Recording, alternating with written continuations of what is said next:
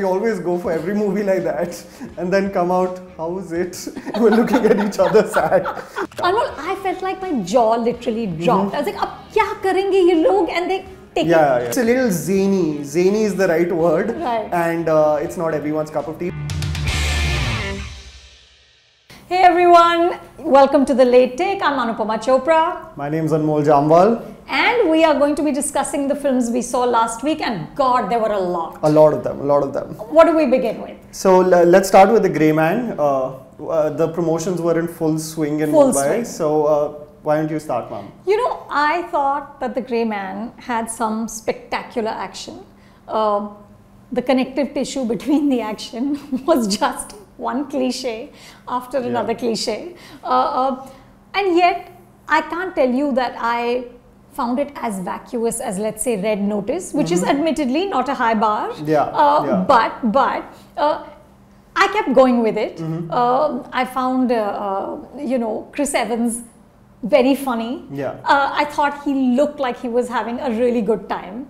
I loved the little bit that Dhanush did because he has such presence and he has such charisma that combined with some of the action, like that set piece in Prague when he's handcuffed. Insane. It was just insane. Anmol, I felt like my jaw literally dropped. I was like, ab kya karenge ye log? And they take it one step forward. So for me, it was just time pass. Not at all in the league of, you know, their real great popcorn entertainers, you know, the Infinity, the two Infinity movies or Captain America, but time pass. You know, there was such an expectation from them just because of the depth that they brought to the Marvel Cinematic Universe, and I completely agree with that. The emotional depth was absolutely lacking. Paper thin. And you know, I was looking at the connection that they were trying to make with the niece, and it almost reminded me of watching Vikram again and thinking that that relationship with the grandchild was far more compelling than whatever this was. And I do have to agree that the action set pieces were insane. Like from Ryan Gosling being captured in that tunnel to however things transpire, I thought it was very inventive. What I did like about what they do with some of their characters, at least with Ana de Armas and Dhanush, was that, you know, their identity was almost like unassuming. Like, it didn't matter that Anna was like a capable female spy and that he was from India. They were just badasses, you know, CIA agents. But I definitely felt like the attempt to focus on, say, Gosling's toxic masculinity with his father, the violence, domestic abuse, I felt like that was, I didn't connect with it at all. It was like paint by numbers. Chalo iski backstory laga dete hain. Chalo isko ye de dete hain. But none of it felt organic. It almost felt like they had created this action and then said, okay, iske beech ke khane kaise bhare? You know? I mean, I was looking at like the final sequence and the maze being created and then them throwing their guns to have a fist fight, and I was like, in which world? This is like what we also do, but we do it well also. So this wasn't. Ki chalo, ab hum one-on-one jayenge.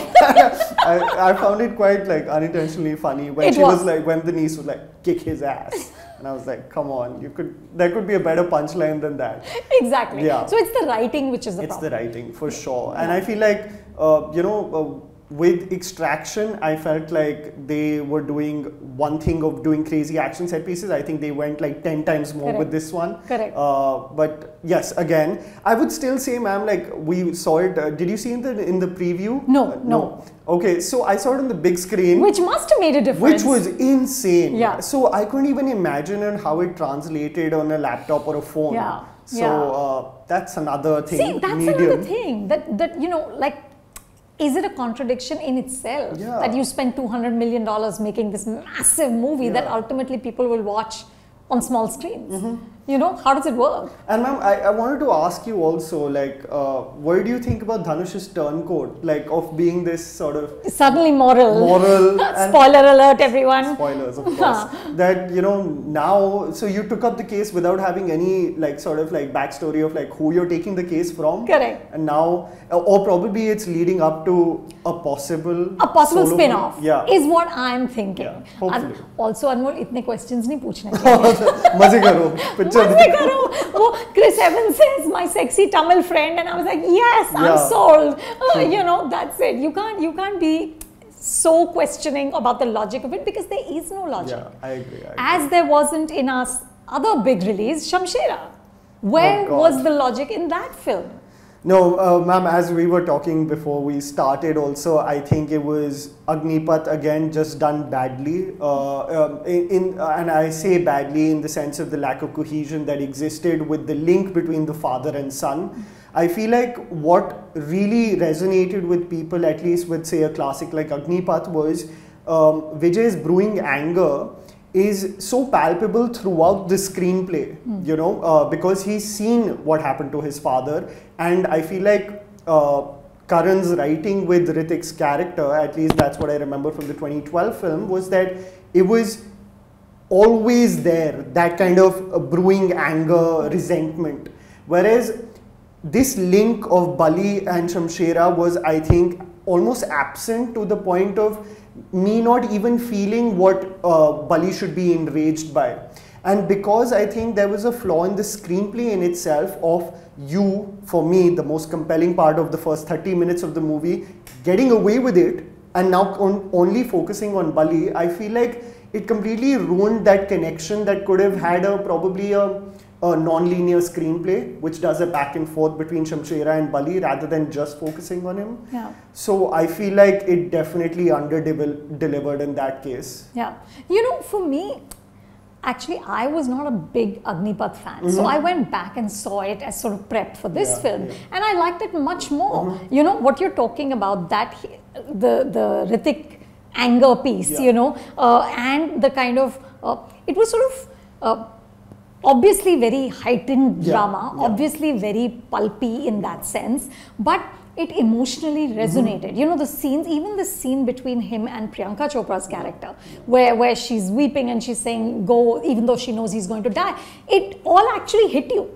You know, it really did kind of make an impact. Can't say the same thing for the romantic angle here at all. Not at all. Yeah. Here, apart, for me, Shamshera, and you're absolutely, you know, I agree with you, those first 30 minutes were the most compelling. I thought Ranbir was very good as Shamshera, in that, you know, you felt his angst, you felt his rage, you kind of went for that ride, because these films are finally a ride. They're not trying to be realistic, or they're not trying to, you know, give you some social, moral science lesson. It's just, it's a great ride. I was with that ride till Shamshera died, and then I felt like it just scattered. And for me, honestly, what Karan Malhotra did in Agnipath was create two incredible villains in Rauflala and in Kanchachina. You know, but here, poor Sanjay Dutt is like trying and trying with his gold teeth and his, you know, his one shandy, and it's just not frightening at all. And I feel like, ma'am, there's actually merit to the argument of an exhaustion with seeing the same actor in big scale films that have done exceptionally well again and again. And I feel like there's an exhaustion with Sanjay Dutt as the sort of always sadistic antagonist. And I think what really like rubbed me the wrong way was essentially Vani's character was a glorified character like of Katrina in Thugs of Hindustan, because she's the decoy, right? She's the decoy. Exactly the same. It's exactly the same, other than the fact that they have a romantic relationship and a baby. And I felt like if you scrap that angle in itself, I don't think it really affects the film. Because you just can't have that lovely Fitur song. And I feel like, ma'am, you know, individually those songs work, but they halt the screenplay. And you know what was so crazy to me was when that kid dies, you know, in that when they're escaping, and they're like, okay, now we have to go in separate paths. Disband. They have an existential crisis. But they're together only. Saurabh Shukla's there, Vani's there. They're all together only. My friend, again you're asking for logic. No, wait, this is the point where, you know, I start to wonder, when you're getting crows and you're getting analogies of death and transformations. They were crows, Anmol, you know that they were crows? I don't know. Badi nahi thi? Your assessment of it is oversized crows, right? So we'll go with that. But I found it to be like, you want me to look at depth in that case and then forget about it otherwise because this is a ride. You know, I felt like he was trying to, of course, go for this big epic type scenario, right? Big scale in the movie, lots of CGI. This bit with the crows is this kind of Manmohan Desai touch, where you would have Allah Rakha come and sit on Mr. Bachchan's shoulder, and he was the protector, he was the, you know, so here my sense is that it's that echo. But none of it works, and by the time the baby popped out, I was just like, okay, you know what, this is now, even where I'm willing to suspend disbelief, I'm saying I'm with you, I'm obviously not asking for logic, but itna bhi mat karo ki it makes no sense. Yeah, and you know ma'am, I still stand by the fact that Ranbir was good in the movie. He was good. And he was you know, like the conviction that he is bringing to whatever universe that he might be placed in, I feel like he does a good job. And I thought he was exceptional as Shamshera. I would have loved if it was that story. Not this link between the father and son, but obviously we're reviewing a movie, not what it should be. And I definitely felt that, you know, it was such a bummer. I felt bummed after the movie. That, Me too. I walked out really sad. Yeah. Because I really wanted it to be good. And I think genuinely, I'm going to go out on a limb and say, I don't think there's any such thing as a bad Ranbir Kapoor performance. I think he's a really fine actor. And probably. He was fun there. Yeah, that's debatable. That's hard to defend. That's a tough one to defend, I'll be honest. But you know, itni mehnat ki hai yaar, Anmol. It's not just Ranbir, the crew has worked so hard. The cinematography is so beautiful. Mithun's, you know, the composition is so nice. It's just, but it all adds up to something that is so, and apparently 150 crores. You know, all kind of falls apart because you didn't bother to write a story and you weren't inventive enough. Ma'am, but do you also think it's motivation of, say, I keep on seeing Ranbir in sort of marketing interviews talk about like, I'm finally doing a big scale hero, that, you know, heroism. So is the motivation that, or did you like the script, you know? Yeah, I don't know. Yeah. I don't know. But you know, for Karan, it is part of his soul. This is what he makes. It is. With Brothers, Agnipath, it's the same. It's the same. It's that same sort of larger than life masala, major melodrama sort that you know he works with. I just felt bad. I felt bad for everyone involved. I felt bad for Hindi cinema at large. You know, I was just like, come on, guys, we need to do better than this. And you know, to just kind of take a look south. Anmol, Fahad Fasil's new film, Malayankunju, it's just staggering what they've accomplished in, I don't even know, 1/4 the budget. Or I don't even know. It's like apparently 6 crores they made it. And I was blown away, ma'am. I thought I was just stepping in for a survival story like 127 Hours or like Buried or something. And the way Mahesh Narayanan's screenplay uncovered motivations, themes, I was absolutely invested. What an actor he is. I mean, he's got in the second half about 40 minutes, 45 minutes where it's just him. And just saying Punni throughout. And that's it. And he's holding you with his expressions, with his weeping, with his sort of, you know, it's, oh my God, I think he's just fantastic. I thought it was exceptional. He is exceptional. And you know, you're talking about so many different, that's what I loved about it. In such an unassuming fashion, it fleshed out so many aspects. And but also, Anmol, think of how this is a big star playing a very unlikable character.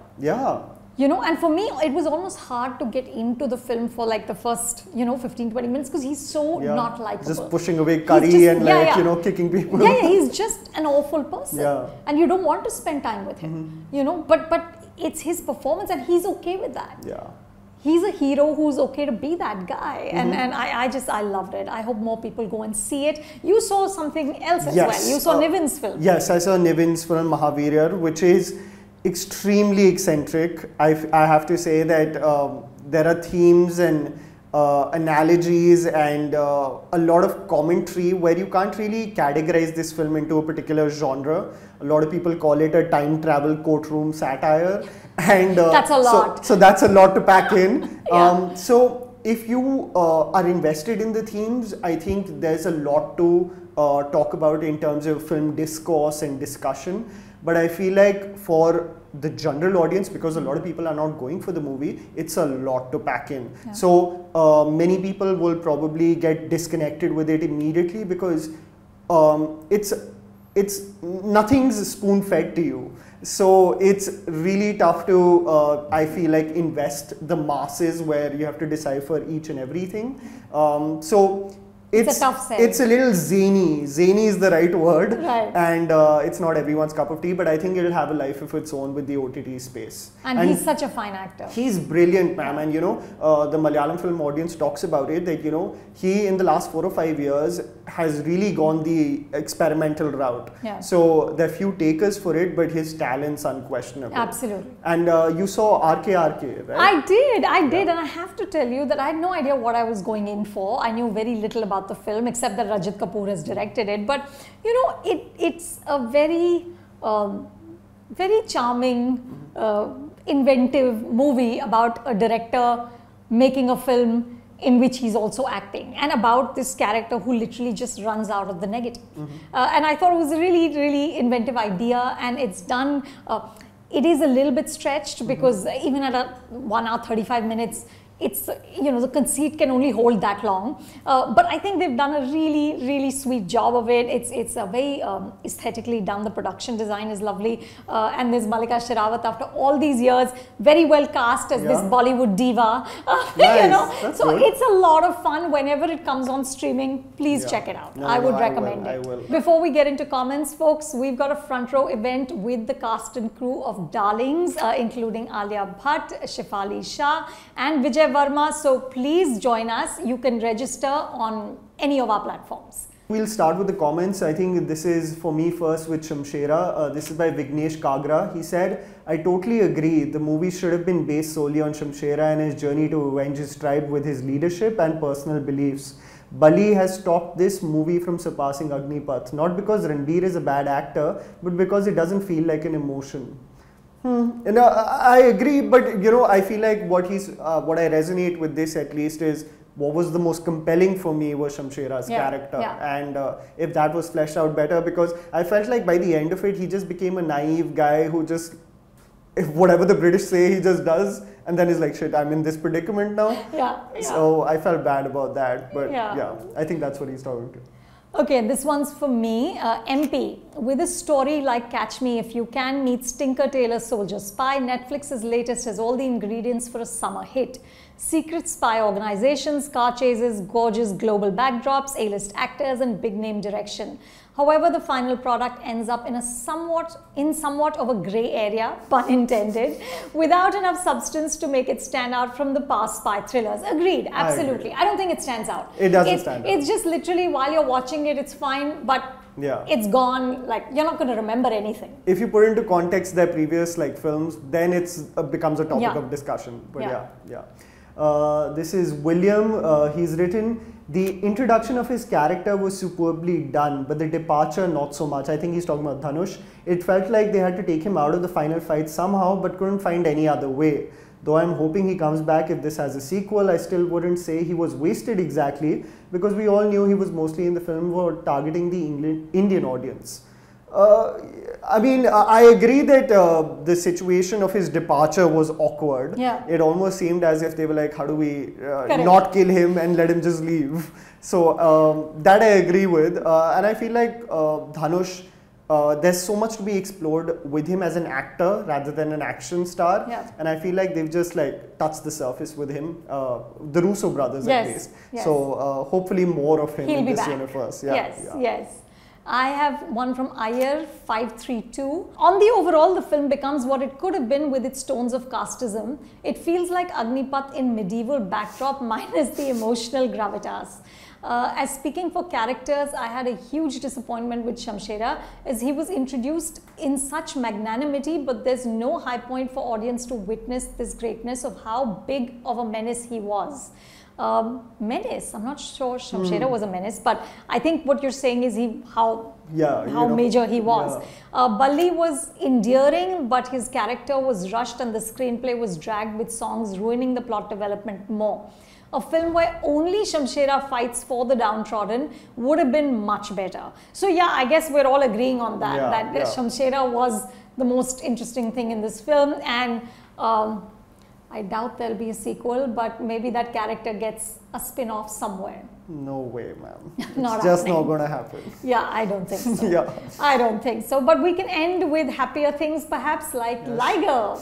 Yeah, great things. So, I have to say, ma'am, with the Liger trailer, I love Vijay Deverakonda. Just in terms of what he represents, in terms of being an outsider, making a name for himself. I think he has a lot of energy. I think there's a sincerity to just genuinely loving films, and I think he channelizes that with a lot of his projects. I'm just not a fan of, for the past 6 or 7 years, the Puri Jagannath films. I have a series on the channel called Matlab Kuch Bhi, which like talks about like regressive content that comes out every year, and Puri Jagannath films have been like consistent in that period. So I feel like its social tones are something which again are done, which is the rowdy guy becomes, you know. Correct. And I just don't understand what Mike Tyson's doing there.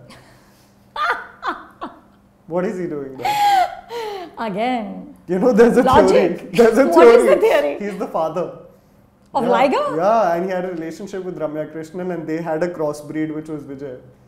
Oh, interesting. फिर तो देखनी पड़ेगी. भैया देखनी ही पड़ेगी. Listen, I agree with you. I think Vijay Deverakonda has massive screen presence. He's a very charismatic actor, and I have to say I'm very intrigued by the idea of a man who's so physically capable, but has a speech impediment. You know, I think that's a very interesting idea in itself. Like to be that guy and yet to be somebody who cannot communicate apart from your body language. You know, so hey, who knows? Hoping for the best as always. Well, we always go for every movie like that and then come out, how is it? We're looking at each other sad. So it is what it is. Yes. Indeed. So folks, sadly, we will have to take another break after this because I'm traveling, but we will be back soon with more on the Late Take.